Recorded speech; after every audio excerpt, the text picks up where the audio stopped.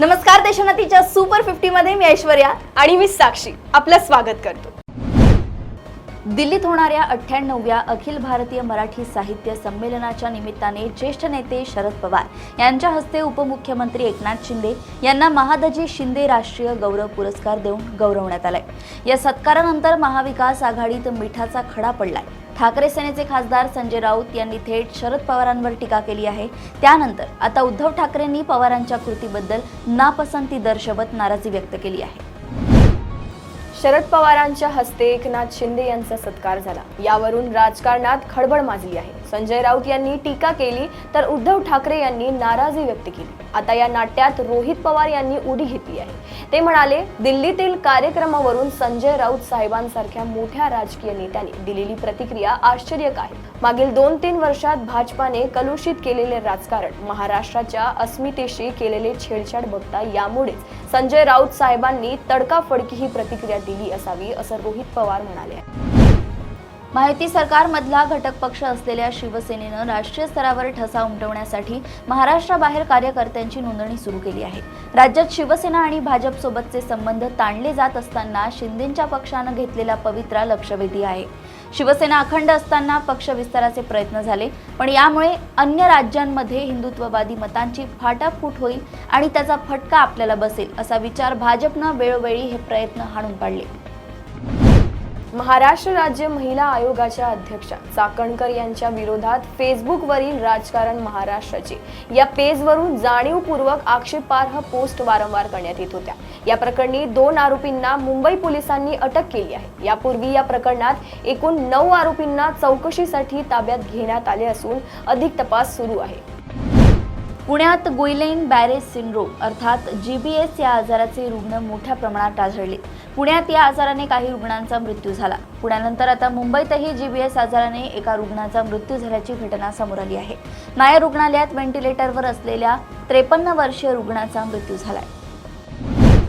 मालवण तालुक्यातील चौके गावातील 3 वर्षीय मुलाच्या अंत्यविधीसाठी दुचाकीवरून जात असलेल्या व्यापारी संघटनेचे अध्यक्ष नंदकुमार यांच्यावर काळाने घाला केला।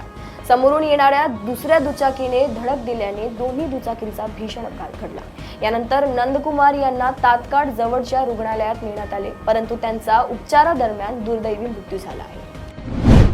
भाऊ आणि बहीण दोघांनी कर्जबाजारीपणाला कंटाळून राहत्या घरात विषारी औषध पिऊन आत्महत्या केल्याची धक्कादायक घटना वसई परिसरात घडली आहे। हनुमंत श्रीधर प्रसाद असे मृत भाऊ आणि यमुना श्रीधर प्रसाद असे मृत बहिणीचे नाव आहे। या घटनेने परिसरात खळबळ उडाली असून सर्वत्र हळहळ व्यक्त होत आहे। घेतलेल्या कर्जाची परतफेड करण्यास असमर्थ ठरल्याने या भाऊ बहिणीने हे टोकाचे पाऊल उचलले। गतवर्षी पुणे पोलिसांनी एका 52 वर्षीय शिक्षकाला लैंगिक शोषणाच्या आरोपाखाली अटक केली होती। त्याच्यावर 39 शाळकरी मुलींवर लैंगिक अत्याचार केल्याचा आरोप होता। पण आश्चर्य असे की सोमवारी एका पुण्यातील विशेष न्यायालयाने शिक्षकाची अटक बेकायदेशीर ठरवली आणि त्याला जमिनावर सुटका करण्यात आली आहे। येरवडा मध्यवर्ती कारागृहातून त्याला सोडण्यात आले आहे। पुणे ग्रामीण पोलिसांनी अटकेची अनिवार्य प्रक्रिया पाळली नाही, असे न्यायालयाचे म्हणणे आहे। रस्त्यावरील खड्डे आणि सिटीलिंक बस चालकाचा बेदरकारपणा बसमधून प्रवास करणाऱ्या पती पत्नीपैकी पतीच्या जीवावर बेतल्याची घटना हिंगणवेढे ते नाशिक रोड दरम्यान रस्त्यावर घडली।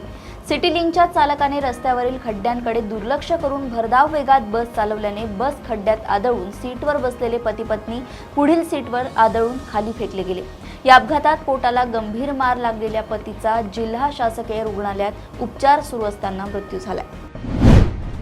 दगडाने डोक्यावर वार करून जंगलात 56 वर्षीय इस्माचा खून करण्यात आला। मृतदेहाजवळ तब्बल 6 तास तड ठोकून असलेल्या श्वानामुळे त्याच्या मृतदेहाचा नातेवाईकांना शोध घेत आला।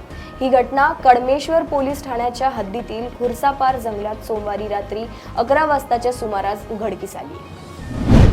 3 शिक्षकांचे वेतन जमा न केल्यामुळे त्याची दखल घेऊन मुंबई उच्च न्यायालयाने थेट सोलापूर जिल्हा परिषदेच्या मुख्य कार्यकारी अधिकाऱ्यांचे 1 महिन्याचे वेतन रोखण्याचा आदेश दिला। दरम्यान या आदेशाचा झटका बसल्यानंतर जिल्हा परिषदेने संबंधित 3ही शिक्षकांचे थकीत वेतन तात्काळ जमा केले आहे। मंत्र्यांचे खासगी सचिव, स्वीय सहाय्यक आणि विशेष कार्य अधिकारी यांच्या नियुक्त्यांच्या अनेक प्रस्तावांना मुख्यमंत्री देवेंद्र फडणवीस यांच्याकडून अद्याप मान्यता न मिळाल्याने अनेक मंत्री नाराज आहेत. मुख्यमंत्र्यांनी अनेक नावांवर फुली मारल्याने नव्याने प्रस्ताव पाठविण्यात येत आहेत. त्यामुळे काही मंत्र्यांनी फडणवीस यांची भेट घेऊन प्रस्तावांना लवकरात लवकर मान्यता देण्याची विनंती केल्याचे समजते. महालक्ष्मी सरस हा अत्यंत लोकप्रिय उपक्रम आहे. राज्यभरातील बचत गटांना हक्काचे विक्रीचे साधन उपलब्ध व्हावे यासाठी प्रायोगिक तत्वावर 10 जिल्ह्यात आणि नंतर टप्प्याटप्प्याने उमेद मॉल तयार करण्यात येणार आहे. राज्यात 1 कोटी लखपती दिदी करण्याचाही संकल्प आहे. सध्या 18 लाख लखपती दिदी असून मार्चपर्यंत 25 लाख लखपती दिदींची उद्दिष्ट असल्याचे प्रतिपादन मुख्यमंत्री देवेंद्र फडणवीस यांनी केले आहे.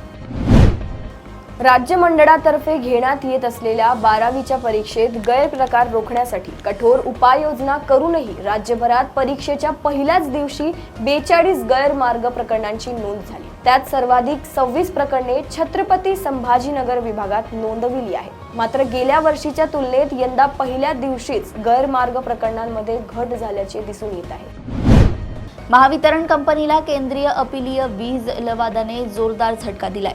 वीज बिल थकबाकीमुळे आर्थिक चणाचणीचा सामना करणाऱ्या Ratnagiri gas and power private लिमिटेडला कॅपॅसिटी शुल्कापोटी 2000 कोटी रुपये पुढील 4 महिन्यात देण्याचे निर्देश दिले आहेत. त्याची अंमलबजावणी न झाल्यास महावितरणी 2 बँक खाती ताब्यात घेण्याची कारवाई केली जाईल असे बजावण्यात आले आहे. कारागृहात कैद्यांची प्रत्यक्ष भेट घेण्यासाठी येणाऱ्या नातेवाईकांची फरफट प्रवासाचा खर्च अशा अनेक बाबींमुळे नातेवाईकांना त्रास सहन करावा लागत होता. प्रत्यक्ष मुलाखतीसाठी होणाऱ्या गर्दीत संवाद साधताना अडथळे येत असल्याने कारागृह प्रशासनाने सुरू केलेल्या ई-मुलाखत सुविधेमुळे कैदी आणि त्यांच्या नातेवाईकांमधील संवाद वाढला आहे. या सुविधेचा गेल्या वर्षभरात राज्यातील विविध कारागृहात असलेल्या 3 लाखाहून जास्त कैद्यांनी लाभ घेतला असून गंभीर गुन्ह्यात कारागृहात असलेल्या 1100 परदेशी कैद्यांना नातेवाईकांशी संवाद साधता आल्याने त्यांनाही दिलासा मिळाला आहे. उद्धव ठाकरे यांच्या शिवसेनेच्या वतीने सिंहगड पोलीस ठाण्यात निवेदन दिले. कुटुंबातील भांडणामुळे घरी कोणालाही न सांगता बँकॉकला चाललेल्या मुलाच्या शोधासाठी माजी मंत्री तानाजी सावंतांनी त्यांच्या मुलाच्या शोधासाठी सगळी पोलीस यंत्रणा आणि सरकारी यंत्रणा कामाला लावली. यासाठी झालेला सर्व खर्च त्यांच्याकडून वसूल करावा, तसेच ज्यांनी पोलिसांची फसवणूक केली त्यांच्यावर गुन्हा दाखल करण्याची मागणी यावेळी शिवसेनेकडून करण्यात आली आहे. सोशल मीडियाच्या माध्यमातून झालेल्या ओळखीतून मुलीने मुलासोबत आंतरजातीय विवाह केला. मात्र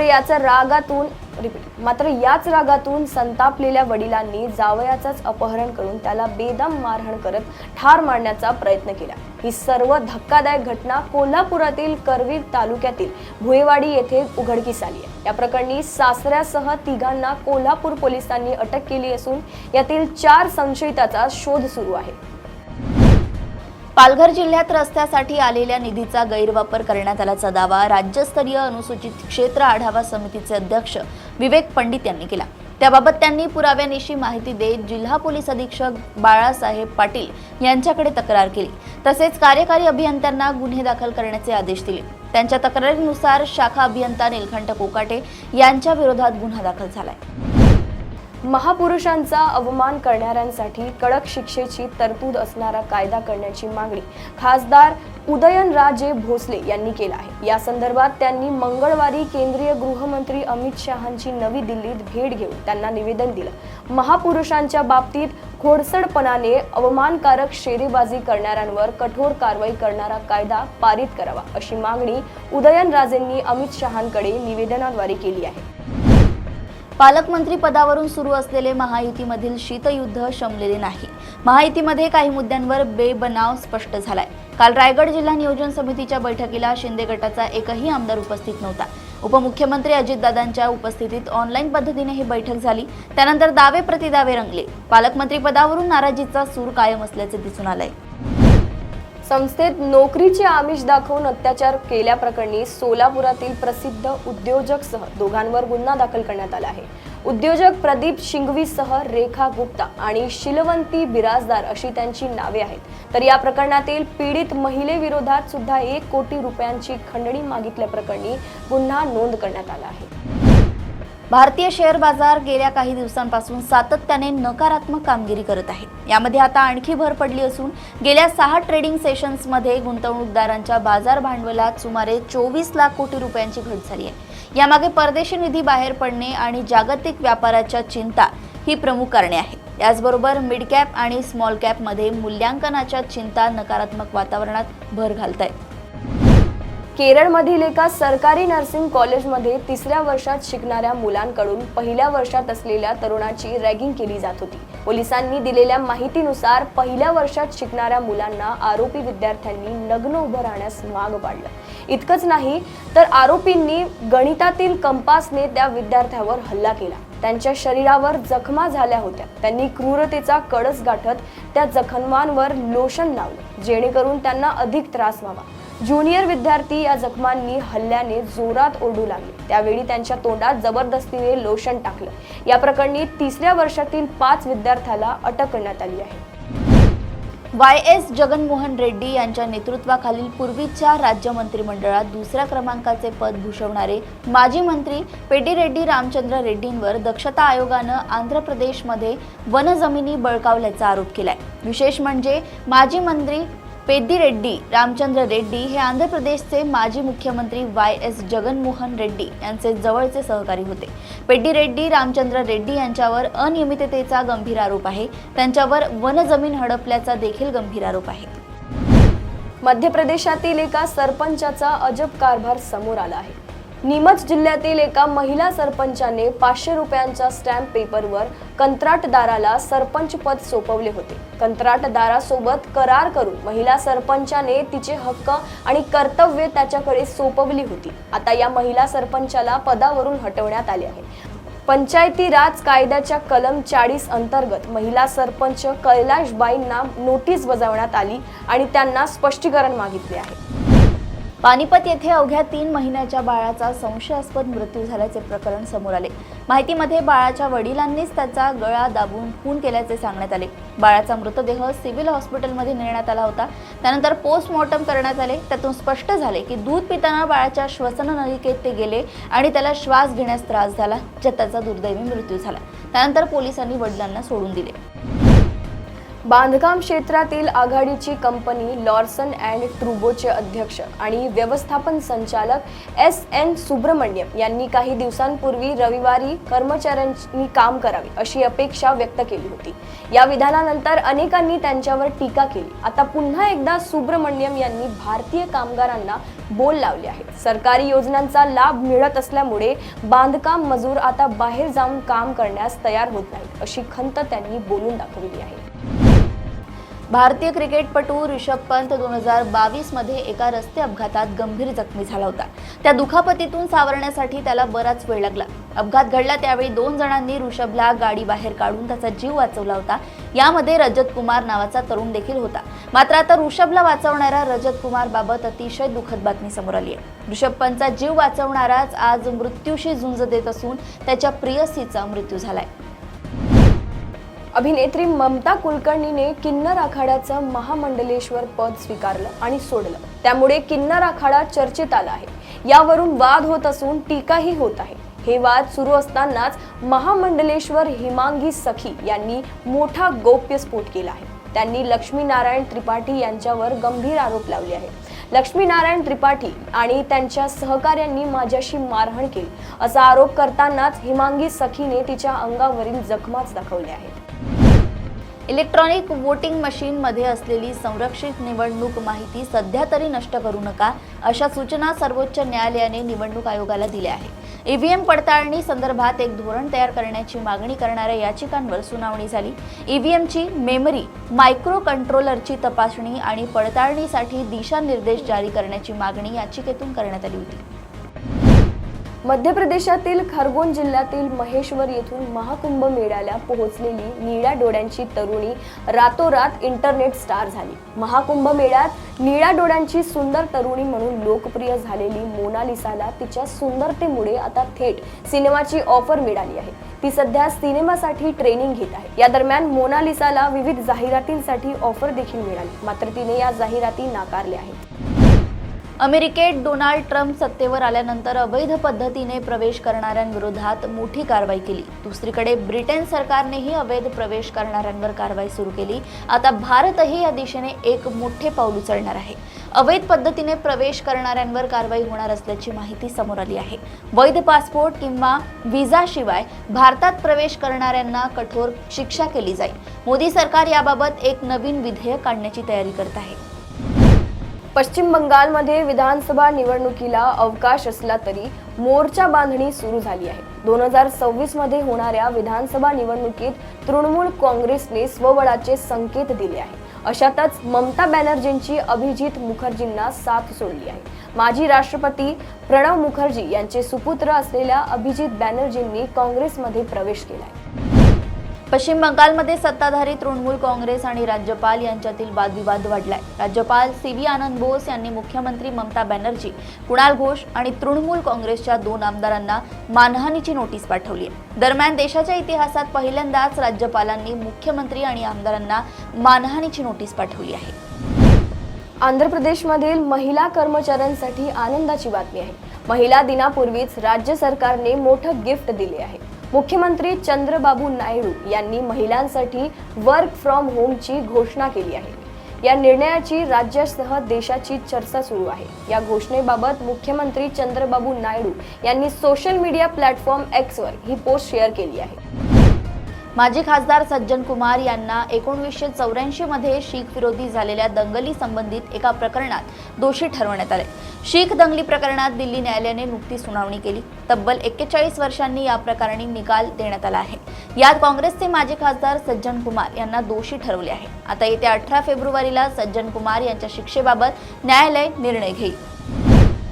सन 2026 मध्ये होणारी पश्चिम बंगाल विधानसभा निवडणूक स्वबळावर लढण्याची घोषणा मुख्यमंत्री ममता बॅनर्जी यांनी मंगळवारी केली।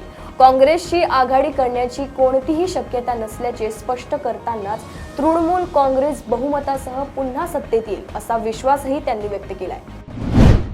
फेसबुक, इंस्टाग्राम आणि व्हॉट्सॲप यांची पालक कंपनी असलेल्या मेटाचा सीईओ मार्क झुकरबर्गला पाकिस्तानमध्ये फाशीची शिक्षा सुनावण्यात आली होती। याबद्दलचा खुलासा स्वतः मार्क झुकरबर्गने एका मुलाखतीदरम्यान केलाय। फेसबुक पोस्टच्या माध्यमातून इशनिंदा झाल्याचा ठपका ठेवत मार्क झुकरबर्गला जबाबदार धरण्यात आले होते। मोहम्मद पैगंबर यांच्या बाबतीत कोणतीही चुकीची कृती पाकिस्तानमध्ये खपवून घेतली जात नाही। इशनिंदेबाबत त्यांच्याकडे कडक कायदे आहेत। फेसबुकवर अपलोड झालेल्या एका चित्रावरून फेसबुक विरोधात खटला चालवण्यात आला होता। 1990च्या दशकाच्या सुरुवातीला जपानच्या आर्थिक बुडबुडा फुटल्यापासून आर्थिक स्थिरतेमुळे वेतन स्थिर झाले आहे। काही मोठ्या कंपन्यांनी तरुण व्यावसायिकांना आकर्षित करण्यासाठी सुरुवातीला पगार वाढवण्याच्या योजना जाहीर केल्या, परंतु लहान व्यवसायांकडे अनेकदा ते करण्यासाठी संसाधनाचा अभाव असतो। परिणामी त्यांना कर्मचाऱ्यांना आकर्षित करण्यासाठी पर्यायी मार्ग शोधावे लागतात। ओसाका आधारित एका टेक फर्मने कर्मचाऱ्यांना कामाच्या वेळेत मद्यपान करण्याची आणि गरज पडल्यास सुट्टी घेण्याची परवानगी दिली आहे। पंतप्रधान नरेंद्र मोदी हे सध्या फ्रान्स दौऱ्यावर आहेत। फ्रान्स दौऱ्यादरम्यान पंतप्रधान मोदींनी AI ॲक्शन समिटला हजेरी लावली। यावेळी फ्रान्सचे राष्ट्राध्यक्ष इमॅन्युएल मॅक्रॉन यांनी पंतप्रधान मोदींचे स्वागत केले। आता या समिटनंतर नरेंद्र मोदी हे फ्रान्समधील मार्सेली येथील माझार-ग्यूस वॉर सेमेटरीलाही म्हणजेच या ठिकाणी असलेल्या युद्ध स्मशानभूमीला भेट देतील। ही जागा पहिल्या महायुद्धाशी संबंधित आहे। राष्ट्राध्यक्ष डोनाल्ड ट्रम्प यांनी संघीय खर्च कमी करण्याच्या मोहिमेचे नेतृत्व करण्यासाठी निवडलेले प्रसिद्ध अब्जाधीश एलन मस्क यांनी अमेरिकेने आपले बजेट कमी केले नाही तर देश दिवाळखोरीत जाऊ शकतो असा इशारा दिला आहे। ट्रम्प यांच्या नवीन सरकारने तयार केलेल्या डिपार्टमेंट ऑफ गव्हर्नमेंट एफिशियन्सी या एजन्सीच्या प्रमुखांनी मंगळवारी व्हाईट हाऊसमध्ये ट्रम्प यांच्यासोबत पत्रकार परिषदेत सांगितले। बांगलादेशमध्ये या वर्षाच्या अखेरीस डिसेंबरमध्ये सार्वत्रिक निवडणूक घेण्यासाठी तयारी सुरू असल्याची माहिती तेथील निवडणूक आयोगाने मंगळवारी दिली। गेल्या आठवड्यात देशव्यापी निदर्शनांदरम्यान झालेल्या मोडतोडीनंतर हंगामी सरकारने निवडणूक प्रस्तावाला मान्यता दिली आहे। राज्यातील शासकीय वैद्यकीय महाविद्यालयांमध्ये शिक्षकांची 1000 पेक्षा जास्त पदे रिक्त असताना आता त्यापैकी 666 पदे भरण्याची प्रक्रिया सुरू झाली आहे। राज्य लोकसेवा आयोगातर्फे होत असलेल्या या प्रक्रियेत उमेदवारांना मुलाखतीसाठी बोलवण्यात येणार आहे। यात सर्वाधिक पदे व्याख्यात्यांची असून प्राध्यापक पदासाठी 71 जणांची निवड होणार आहे। तसेच राज्यभरातील शासकीय वैद्यकीय महाविद्यालयांमध्ये 167 सहाय्यक प्राध्यापकही नियुक्त केले जातील। पदवीचा अभ्यास करताना पहिल्या वर्षी काही विषयांमध्ये अनुत्तीर्ण झालेल्या विद्यार्थ्यांनाही आता तिसऱ्या वर्षात प्रवेश देण्यासाठी उच्च व तंत्र शिक्षण विभागाने कॅरी ऑन निर्णय जारी केलाय। मात्र हा निर्णय फक्त अपवादात्मक परिस्थितीत फक्त शैक्षणिक वर्ष 2024 ते 25 साठीच लागू राहणार असल्याचे स्पष्ट करण्यात आले। सनम तेरी कसम 9 वर्षांपूर्वी 2016 साली रिलीज झाला होता आणि आता अलीकडेच हा सिनेमा 7 फेब्रुवारी रोजी पुन्हा एकदा रिलीज करण्यात आला। 2016 मध्ये जेव्हा हा चित्रपट रिलीज झालेला तेव्हा बॉक्स ऑफिसवर जवळपास 9 कोटी रुपयांचीच कमाई करता आली होती। आता रिलीज नंतर मात्र सनम तेरी कसमने 5 दिवसात 25 कोटींचा ठप्पा गाठला आहे। महाराष्ट्राची हास्य जत्रा फेम अंशुमन विचारे कायम सोशल मीडियावर सक्रिय असतो आणि त्याच्या विषयीचे अपडेट्स आणि जीवनातील घडामोडी शेअर करतो। अशातच आता अंशुमन विचारेची पत्नी पल्लवी विचारेने एक व्हिडिओ शेअर केलाय। या व्हिडिओमध्ये एका दुकानदाराने अंशुमनची फसवणूक केल्याबद्दल आणि वाईट वागणुकीबद्दल सांगितलंय। सोबतच चाहत्यांना त्या दुकानात न जाण्याचा सल्ला दिलाय। साऊथ अभिनेता विजय देवरकोंडा VD12 या तात्पुरते शीर्षक असलेल्या चित्रपटामुळे चर्चेत आहे। या चित्रपटाचं शीर्षक आणि टीझर आज बुधवारी 12 फेब्रुवारी रोजी रिलीज केले गेले। विजयच्या आगामी चित्रपटाचं नाव किंगडम आहे। हा चित्रपट यावर्षी 30 मे 2025 रोजी प्रदर्शित होणार आहे। आज प्रदर्शित झालेल्या टीझरमध्ये विजय देवरकोंडा ॲक्शन मोडमध्ये दिसत आहे। भारत आणि इंग्लंड यांच्यातील तिसऱ्या वनडे सामन्यात जेव्हा दोन्ही संघ मैदानात उतरले तेव्हा एक अनोखी गोष्ट पाहायला मिळाली, कारण भारत आणि इंग्लंडच्या दोन्ही खेळाडूंनी यावेळी हाताला हिरवी पट्टी बांधली होती आणि ते मैदानात उतरले होते। कारण BCCIने आता एका चांगल्या गोष्टीचे प्रमोशन करायचे ठरवले आहे। BCCIने आता अवयव दान करण्यासाठी पुढाकार घेतल्याचं समोर आलंय। शुभमन हा सध्याच्या घडीला भन्नाट फॉर्म मध्ये आहे, कारण सातत्यपूर्ण कामगिरी करत गिलने आता अशी एक कामगिरी केली आहे की आतापर्यंत ती कोणालाच जमलेली नाही। कारण तिसऱ्या वनडेतील शतकानंतर गिलचा अनोखा विक्रम आता समोर आला आहे। गिलने तिसऱ्या वनडे सामन्यात दमदार शतक झळकावले। गिलने यावेळी इंग्लंडच्या गोलंदाजाचा चांगलाच समाचार घेतला। आपल्या 50व्या वनडे सामन्यात शतक झळकवणारा गिल हा पहिलाच भारतीय क्रिकेटपटू ठरला आहे। तर या होत्या आजच्या महत्त्वपूर्ण बातम्या। अशा सुपर 50 बातम्या जाणून घेण्यासाठी तुम्ही बघत राहा देशोन्नती। नमस्कार।